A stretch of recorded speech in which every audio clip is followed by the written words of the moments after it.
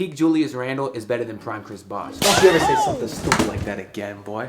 Crazy talk. Heat Nation, I hope y'all were watching on Bally Sports. I know I was, because I love my John Crotty situations. Hopefully y'all were repping the local station too, although I do love an ass whooping on national television. Let the people know, man, just put a little fear in their hearts. I can't be the only one that as soon as this game started, I thought we were gonna win by 100. You saw the defensive tenacity and the rotations and the double teams that they were doing off rip, full court press off rip. The Knicks had no idea what they're doing, and just seeing that kind of dominance from the start, it was kind of over from the jump ball, I'm not even gonna lie. All the switching that Miami loves to do is perfect against this team because the Knicks' biggest player is really Julius Randle, so that he can switch and double team as much as they want and they really don't have to worry about getting killed by a dominant big. Well, I guess they did start Mitchell Robinson, who, as much as I like him, he was completely worthless in his game. Bam kept doing his dribble handoffs to Duncan, and when he does the handoff, Bam kind of screens the opposing guard, so then that means that Mitchell Robinson needs to step out and contest. Problem is, Mitchell Robinson is so slow, by the time he gets 1 foot off the ground to contest, Duncan Robinson's 3 already hit the bottom of the net, man. I'm sorry. And also, he got out-rebounded by PJ Tucker several times, man. Like, dude, you're like 7'2". You gotta get those, man. But PJ just outworks everybody, man. PJ went off tonight, had another game over 20 points, and he leads the league in three-point percentage.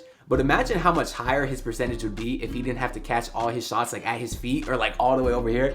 I don't know if y'all noticed that, but a lot of times when they drive and kick, it's not the best pass, the best idea, just not the most accurate. So the fact that he's able to catch, gather, and still go up and hit like 46%, which leads the leagues, is crazy. Speaking of high percentage three-point shooting, we got my dog Duncan Robinson. And I would just like to say, if y'all are fans of the channel, you knew I never gave up on him. Now, y'all know I do have this song, Call Like Duncan Robinson, but that was written in satire, and I go on to say that I was just a joke, and I still believe in him. Mostly, I just believed in Duncan because the sample size of him being good is so much better than the sample size of him being bad. Something I didn't really think about or take into account is how much better he would be when Bam comes back. The reason for that is because we didn't see as many dribble handoffs this year as we did see the last year with Duncan. But so far, since Bam has come back in these last 4 to 5 games, we have seen a lot of the DHOs, and Duncan's been feasting off them. Duncan Robinson was 6 of 9 from 3 tonight, and he's 22 of 42 since Bam returned. That puts him at a 52% clip from downtown in the games that Bam Adebayo has played, and that's on 8 attempts a game. That is godly numbers right there. And literally, as I say that, Duncan Robinson just stroked another 3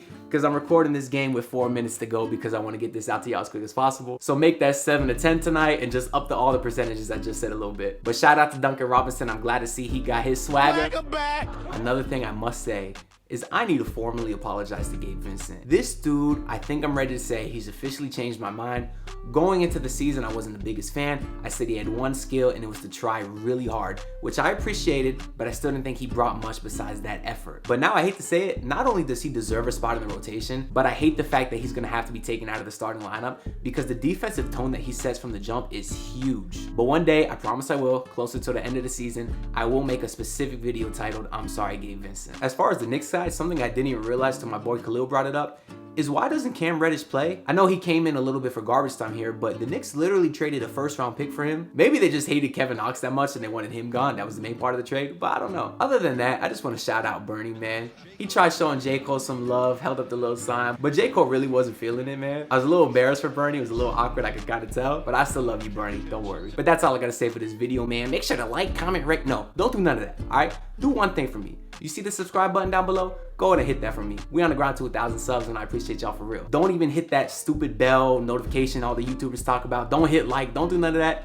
Just sub, I appreciate y'all. I'm gonna try to get these game recaps out right after the game as often as I can, as well as tons of other content that I got planned. The last thing I wanna do is shout out my boy, the Taiwan Davis, and all my Miami Heat fans coming to me from Vegas. I appreciate y'all too. And the Taiwan, if that's not how you pronounce your name, I'm sorry, let me know down below. But besides that, I'll see y'all next game or next video. Who knows? I don't know. I'll see y'all then or not. Bye. I need bigger stain, 80s land. I so tense with the pain again. I escape from these famous lands. When it's too much in the real dungeon. What if I know? Financially free be my idol. Probably get it.